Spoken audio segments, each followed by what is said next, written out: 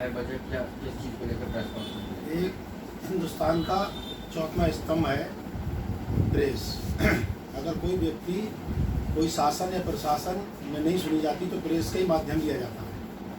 और मेरा प्रेस से रिक्वेस्ट है कि 27/4/2020 को माननीय संजय गंगवार शहर विधायक से 127 विधानसभा से मेरे घर पे मनीराम इंस्पेक्टर जहानाबाद के माध्यम से मेरे घर के ऊपर चढ़ाई करवाएगी और बदतमीजी कराएगी।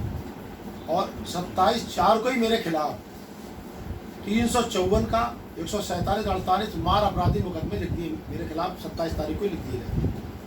तो ये मुकदमा क्या सही है? 27 को मनीराम मुझे धमकी देता है, सारी वीडियो एसपी महोदय उसके लिए निलंबित करते हैं और उसके बाद तो वही मुकदमे मेरे खिलाफ लिख जाते हैं। इस क्या वजह रही जो थानाध्यक्ष द्वारा जो है आपके घर के बाहर गाली गलौज की गई? माननीय जब से मैं नगर पंचायत का टिकट से माननीय संजय गंगवार की इच्छा नहीं थी कि अन्ना की पत्नी का टिकट भारतीय जनता पार्टी से हो। मैं 25 वर्ष हो गए भारतीय जनता पार्टी के अलावा आज तक किसी पार्टी में रहा नहीं हूँ और 25 वर्ष का मेरा इनाम ये दिया जा रहा है। मुझसे कुछ संजय गंगवार ने कहा कि सिस्टम में आओ, तो मैंने कि विधायक जी मैं सिस्टम तो जानता नहीं हूँ। सिस्टम आने मतलब जो उनको परसेंटेज दूँ मैं। उन्होंने कहा 2% मुझे दोगे, नगर पंचायत में जो भी पैसा आएगा उसका 2% आपको मुझे देना है। ठीक है, तो मैंने ये कहा। और उन्होंने कहा जो प्रधानमंत्री आवास योजना आई, हर आवास से मुझे 5,000 रुपये चाहिए। ठीक, तो मैंने ये कहा विधायक जी मैं जब किसी से कोई पैसा ले नहीं रहा हूँ, पूरे कस्बे में आप पता कर लो, जब मैं किसी से कोई पैसा नहीं ले रहा हूँ तो मैं आपको पैसा कहाँ से दूँगा? तो कहा फिर हम तुमको चेयरमैन ही करने नहीं देंगे। तो हमने विधायक जी कोई बात नहीं, चेयरमैन नहीं करने तो हम इस्तीफा दे देते चेयरमैन से। तो जब कहा इस्तीफा दे दूँ तो मुझे जनता ने चुना है। और माननीय संजय गंगवार जी उस दिन से मुझसे और विरोध मान गए जब माननीय वरुण गांधी जी का भारतीय जनता पार्टी से टिकट हुआ। मैं माननीय वरुण गांधी जी का मीटिंग गांव-गांव जाके वोट मांग रहा था। तो माननीय वरुण गांधी जी के लिए जब वोट मांग रहा था तो वो भारतीय जनता पार्टी के सिंबल से लड़ रहे थे। मैं भारतीय जनता पार्टी का पुराना सिपाही हूँ और संजय जी इसलिए मुझसे बैर मानते। इससे पहले सत्यपाल गंगवार का बीजेपी से टिकट हुआ था। संजय जी ने मुझसे कहा कि तुम मुझे चुनाव लड़ाओ। मैंने मैं पार्टी का व्यक्ति, पार्टी जिसको टिकट देगी मैं उससे चुनाव लड़ाऊंगा। मैंने सत्यपाल जी को चुनाव लड़ाया।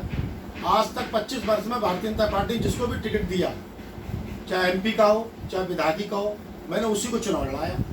अब माननीय विधायक जी का ये कहना है कि जब तक मेरे हिसाब से मेरे नहीं चलोगे, पार्टी के साथ छोड़ो मेरे हिसाब चलो, उनकी जय जयकार करूँ तो उनकी जय जयकार नहीं कर पाऊंगा। जयकार करूंगा तो मोदी जी की करूंगा, योगी जी की करूंगा, अमित शाह जी की करूंगा। इसी बात को लेके आए दिन मुझे प्रताड़ित किया जा रहा है।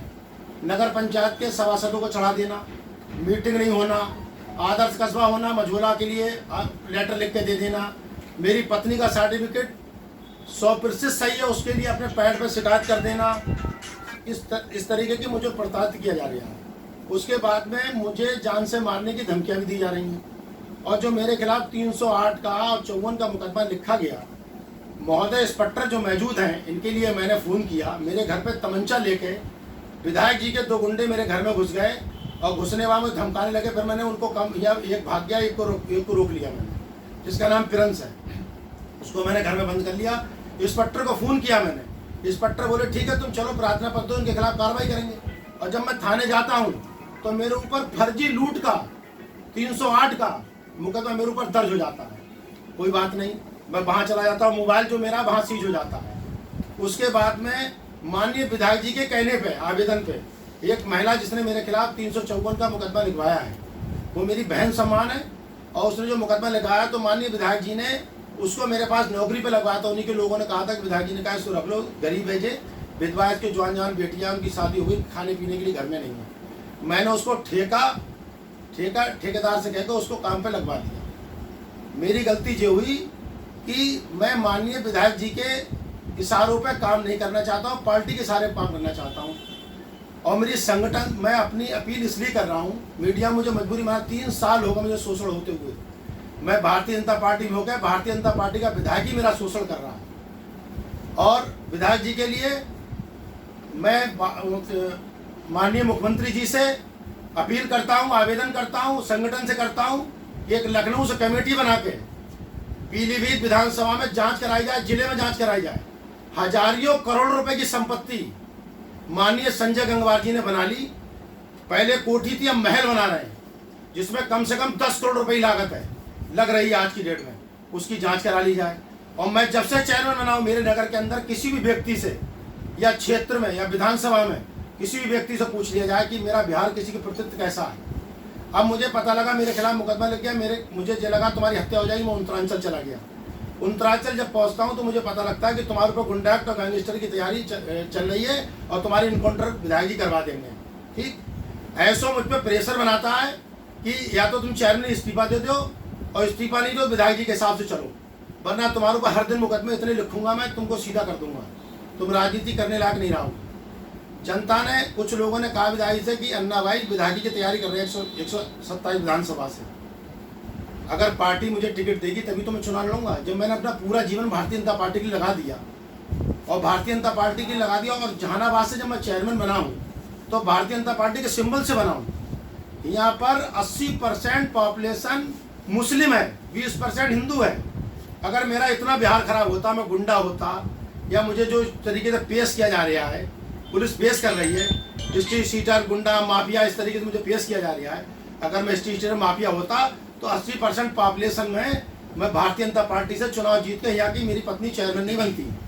फिर भारतीय जनता पार्टी में नॉमिनेट सदस्य भी बनाया, नगर पंचायत का सदस्य भी हूँ मैं। जो उसके बाद में मेरी, क्या आपने सुना है कभी जीवन में माननीय मुख्यमंत्री से अपील है क्या 354 का मुकदमा मनी राम जी ने जो लिखा है, क्या किसी की पत्नी, किसी की बेटी, किसी के बेटे क्या 354 छेड़छाड़ करने जा सकते हैं? फिर उसके बाद में 354 का मुकदमा लिख गया, मुझको पता ही नहीं चला। अब उसके बाद में मेरे ऊपर 308 का मुकदमा लिख गया, 308 का मुकदमा, लूट का मुकदमा लिख गया, माल भी बरामदी जहानाबाद एसओ ने दिखा दी। ठीक, और मैंने एसओ को बुलाया, एसओ गाड़ी में प्राइवेट में बैठ के गया, उसकी वीडियो मेरे पास है, उसकी वीडियो मेरे पास है, और कॉल डिटेल भी निकलवा ली जाए एसओ की, एसओ को खून किसने किया। मैं निष्पक्ष जाके, मैंने इंस्पेक्टर साहब मेरे ऊपर मुझे बहुत प्रताड़ित किया जा रहा है, मैं पुलिस के पास नहीं जाऊंगा तो किसके पास जाऊंगा। उल्टा मेरे खिलाफ 308 का मुकदमा, मेरे बेटों के खिलाफ, मेरे खिलाफ लिख के मुझे जेल में धंस दिया जाता है। उसके बाद में संजय का भय इतना है, मेरी विधानसभा में कोई व्यक्ति कितने लोगों के साथ भट्टे वालों से वसूली का वीडियो वायरल हुआ, संगठन ने, पार्टी ने उसके खिलाफ कुछ नहीं किया। जब उसके खिलाफ कुछ पार्टी हो नहीं रहा है तो वो निर्भय होकर गुंडागिर्दी कर रहा है पूरे जिले के अंदर। और मुझे ये भी धमकी दी गई है कि अगर 3 महीने के अंदर अंदर तूने जिला नहीं छोड़ा तो तुझे जान से मरवा देंगे, तेरा एनकाउंटर करवा देंगे। और जो पुलिस हवाला दे रही 17 मुकदमों का, मेरे खिलाफ 17 मुकदमे हैं कहाँ? सारे मुकदमे 151, 323, 504 इस तरीके मुकदमे लिख के मेरी हिस्ट्री बनाई जा रही है।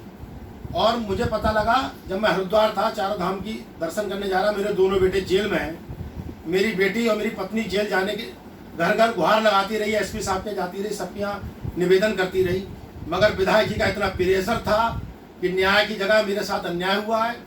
और मैं अपील करता हूँ, अगर मेरे साथ ऐसे अन्याय हुआ तो मैं कलेक्टर साहब के सामने पूरे परिवार के साथ आत्मदाह करूँगा, क्योंकि इस कष्ट को मैं झेल नहीं सकता हूँ। मेरी बेटी का रिश्ता लगा, रिश्ता टूट गया, मेरी बेटी के खिलाफ मुकदमा लिखा हुआ है, एक नहीं 2 मुकदमे मेरी बेटी के खिलाफ लिखे हुए हैं, मेरी पत्नी के खिलाफ मुकदमे लिखे हुए हैं, मेरा नाबालिग बेटा है उसके खिलाफ मुकदमा लिखा हुआ है, मेरे खिलाफ मुकदमा लिखा हुआ है। मैं विधायक जी को मीडिया के माध्यम से चैलेंज करता हूँ कि आप अगर दुश्मनी मुझ पे है तो मेरे खिलाफ मुकदमे लिखवाओ, मुझे फांसी चढ़वा दो। मेरी बेटी ने क्या बिगाड़ा है? तुम्हारी बहन बेटी है, तुम्हारी भी माँ है, तुम्हारा भी बच्चा है, अब नहीं था तो आज है। कम से कम तुमको इस बात का तरस आना चाहिए कि किसी खिलाफ इस तरीका षड्यंत्र करके उसका भविष्य खराब नहीं करना चाहिए। और मैं अपील करता हूँ माननीय मुख्यमंत्री जी से, क्या मैंने अपना समय जो है माननीय मेनका गांधी जी के लिए और वरुण गांधी जी के लिए दिया कि पार्टी के वो प्रत्याशी रहे। मैंने सतपाल जी को लड़ाया चुनाव, मैंने संजय जी को लड़ाया चुनाव, और कम से कम 7-8 हज़ार मुस्लिम वोट डलवाया बीजेपी के लिए रिक्वेस्ट करके। तो क्या मैंने इसलिए डलवाया कि मेरे साथ ही इतना दमन हो रहा है, इतना अत्याचार हो रहा है, आए दिन मेरे खिलाफ, मैं सीधा थाने जेल से आ नहीं पाया, मेरे खिलाफ मुकदमे फिर लिखना शुरू हो गए। इंस्पेक्टर साहब से मैंने कहा कि साहब मेरे खिलाफ जो फर्जी मुकदमे क्यों लिख रहे हो? इंस्पेक्टर साहब कह रहे हैं मेरे ऊपर विधायक जी का प्रेशर है। तो इंस्पेक्टर साहब से मेरा निवेदन है, पुलिस डिपार्टमेंट से भी निवेदन है मेरा। उसके बाद में मैं जेल में था, मेरे बेटे बाहर थे, मेरे बेटों के खिलाफ 307 का मुकदमा सुनवणी फर्जी लिखवाया गया। जब उसकी एसपी साहब ने निष्पक्ष जांच कराई तो मुकदमा एक्सपंच हो गया, उसमें भी लूट का मुकदमा लिखवाया गया।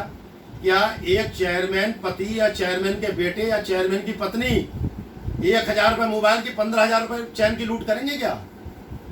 तो बिल्कुल अंधेर नगरी चौपट राज है। तो मैं इस मीडिया के माध्यम से और अपनी जो समस्या है माननीय मुख्यमंत्री तक पहुंचाने के लिए, और मुझे कोई रास्ता मिल नहीं रहा है क्योंकि मैं कहीं जा नहीं सकता हूं, मेरी हत्या किसी टाइम भी हो सकती है।